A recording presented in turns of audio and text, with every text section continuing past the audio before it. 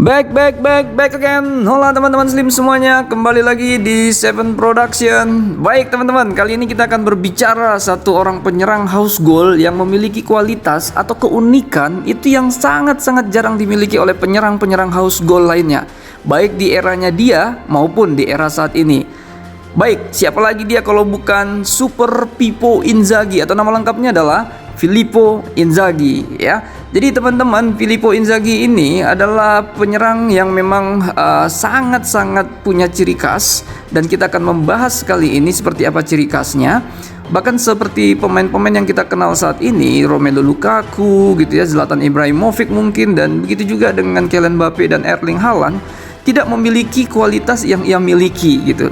Nah, seperti apa gambaran seorang Filippo Inzaghi buat teman-teman yang memang pecinta sepak bola saat ini mungkin masih belum terlalu kenal tuh dengan dirinya seperti apa. Nah, kita juga bisa melihat dari komen-komen atau testimoni para legend sepak bola tuh seperti Johan Cruyff. Johan Cruyff pernah mengatakan bahwa Inzaghi tidak memiliki bekal sepak bola. Dia hanya berada di tempat yang tepat. Nah, seperti kita ketahui bersama bahwa sangat-sangat sedikit penggemar sepak bola yang bisa mengagumi permainan seorang Inzaghi. Sekalipun harusnya nih teman-teman, sejarah itu sudah pernah mencatat bahwa Inzaghi dia pernah menjadi striker tersubur di Eropa dengan 70 gol. Walaupun pada akhirnya rekor ini kemudian disamai oleh Raul Gonzalez ya, legend dari Real Madrid yang pada saat itu memperkuat Schalke 04. Nah, Filippo Inzaghi yang lahir di Piacenza, Italia, ini bukanlah sebenarnya pemain yang atau striker yang komplit ya, sehingga bisa dikagumi oleh banyak fans sepak bola ya. Walaupun dia punya catatan gol ya, menjadi penyerang-penyerang subur ya. Contohnya kita bisa katakan bahwa Inzaghi itu bukan seorang pemain yang jago gocek bola tuh ya, 1-1 seperti Cristiano Ronaldo, atau juga badan dia tidak seelastis Ronaldinho kala dia berhadapan 1-1 dengan back lawan. Nah, berikutnya, dia juga bukan tipe penyerang house goal yang jago mengeksekusi tendangan free kick ya, seperti David Beckham misalnya. Dan yang pastinya keeping ball atau ketika dia menahan bola itu tidak sehebat seorang Dennis Bergkamp, pemain atau legend dari Arsenal ya.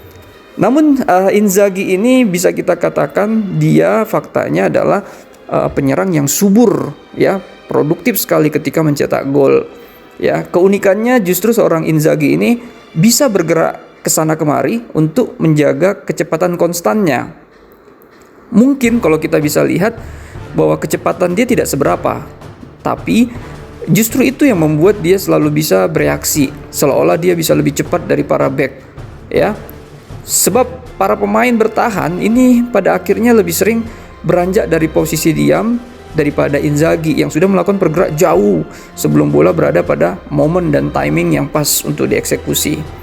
Nah, untuk alasan itu pula lah mengapa koleksi gol Inzaghi ya sedikit banyak berhasil ya dari bola-bola muntah atau bola-bola deflect, yang bagi orang awam itu akan menilainya sebagai gol keberuntungan ya.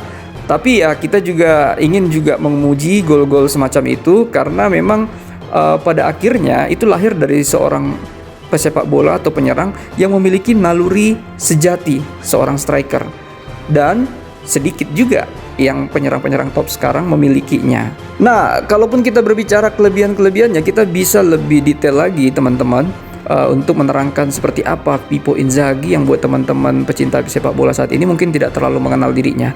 Pertama, Inzaghi ini kita harus akui bahwa dia adalah seorang yang rajin membuka ruang ya. Hal ini juga yang diakui oleh Alessandro Nesta, legend back yang memperkuat Lazio dan AC Milan tuh. Nesta menganggap bahwa Filippo itu merupakan striker yang paling sulit dikawal karena kemampuannya untuk mencari ruang kosong di kotak penalti lawan. Filippo orang yang selalu berlari dan berkelit di balik jebakan-jebakan pemain belakang lawan. Nah, berikutnya yang kedua, kita harus akui juga bahwa shoot on targetnya itu cukup tinggi.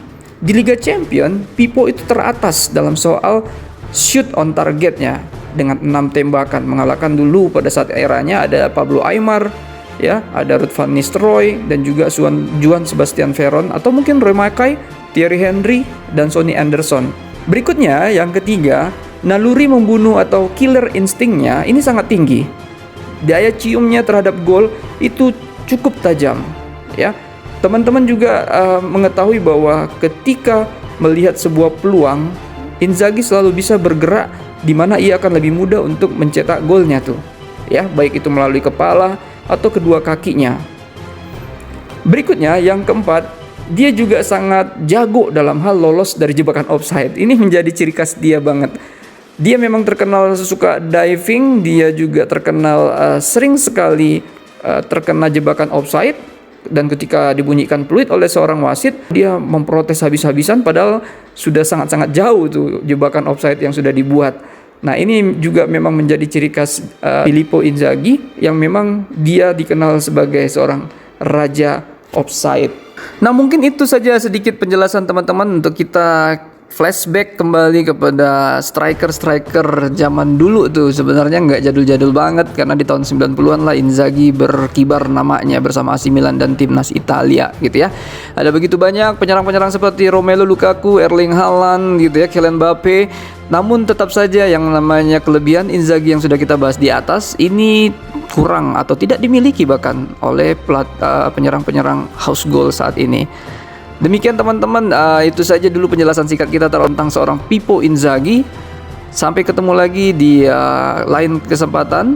Jangan lupa juga untuk tetap menekan tombol subscribe, share, like, dan komennya. Thank you very much and God bless you all. Bye-bye.